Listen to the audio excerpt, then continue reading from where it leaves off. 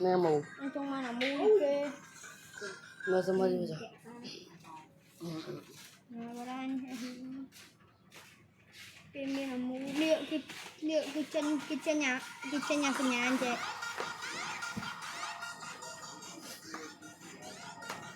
anh đây kìa anh hương xịt anh trong mà mù chân đi kê nè trời anh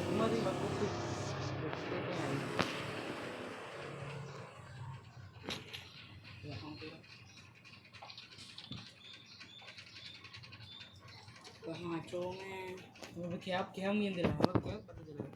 Đó.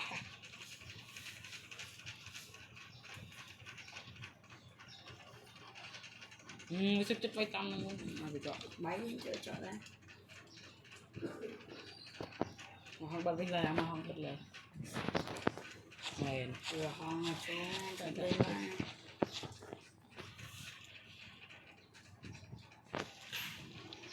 người ta lót tàn đi về lót với nhỉ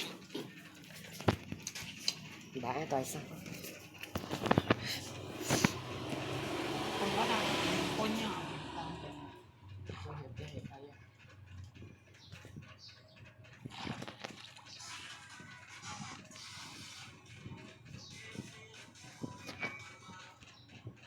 Nói thân tiện đà sao mà.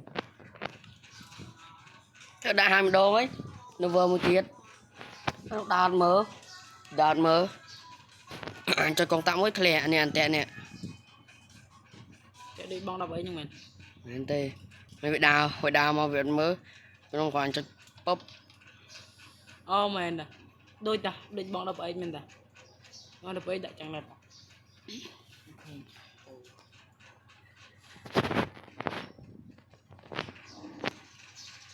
vào ló lời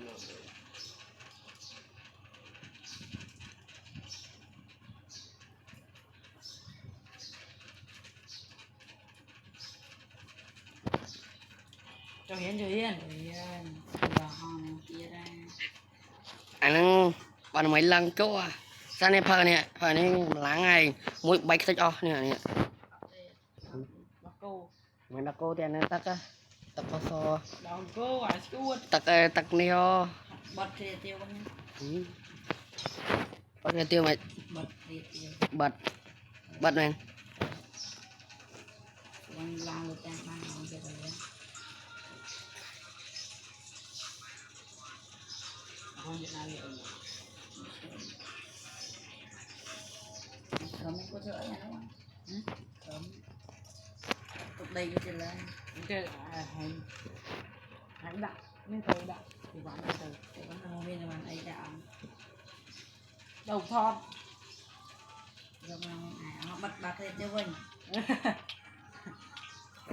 cho bao gõ mà cắt ra không biết họ bánh ham ấy chẳng xuống cái tay lên cái hot con gì cứ tập bọc ra giờ xem đã không đi cứ sao tay lên tắc đi không là anh có thể anh hay là ghê vậy sao đi sập bằng lịch tất ấy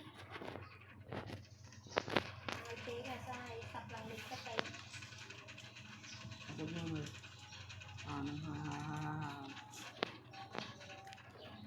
nó theo pha lì mà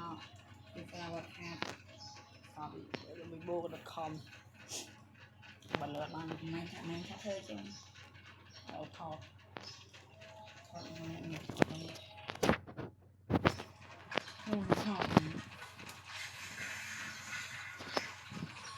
nằm thọt ở đây để đã cái chơi khủng này ngoài chơi đi mua ăn ôi tuyệt vời